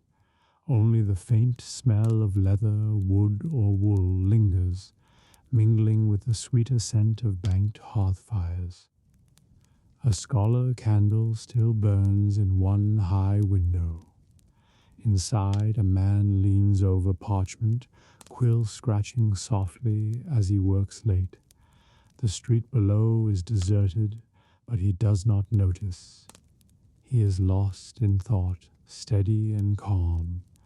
Somewhere a mouse rustles in the wainscot, and the scholar smiles faintly, not even pausing his writing. Down by the riverbank, ferrymen sleep aboard their tide boats, cloaks pulled close against the chill. The water laps gently, a lullaby for those accustomed to its rhythm. One boat rocks slightly as a night breeze stirs, but the man within does not wake. Overhead, the lanterns on the bridge sway just enough to scatter light across the water like shards of amber. The churchyard is hushed, its stones silver under moonlight. Only the chapel door glows faintly, where a single candle burns before the altar. A priest kneels in silent prayer, hands folded, eyes closed. His voice is too soft to hear, but the peace he sends out seems to settle on the whole town like a blessing. Somewhere, a midwife walks quickly with a basket, summoned to a birth. Her steps are brisk but sure, the lantern on her arm swinging light across shuttered walls. A dog barks as she passes, then quiets, as if understanding the night's errand. Soon her footfalls fade into the sleeping town. Inside homes, the rhythm of sleep has taken hold. Parents curl beneath heavy quilts. Children sprawl in tangled nests of blankets. Infants breathe soft and slow in wooden cradles.